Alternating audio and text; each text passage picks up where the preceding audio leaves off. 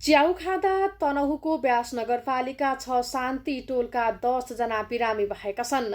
म्याग्दी गाउँपालिका 6 सर्वलाङ बस्ने 30 वर्षीय नारायण मगरले बारीमा उम्रिएको च्याउ शान्ति टोल स्थित मामा घरमा लगेर पकाएर खाँदा 10 जना बिरामी भएका हुन्।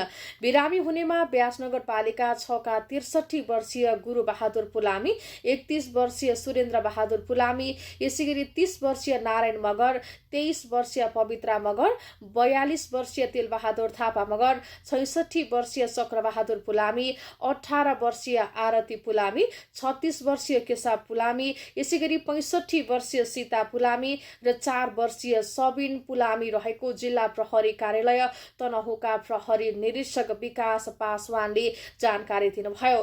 उहाँका अनुसार शुक्रबार साँझ उनीहरूले च्याउ खाएका थिए। बिमार सबैको प्रदेश अस्पताल दमौलीमा उपचार भइरहेको छ भने उनीहरूको स्वास्थ्य अवस्था खतरामुक्त रहेको प्रहरीले जनाएको छ।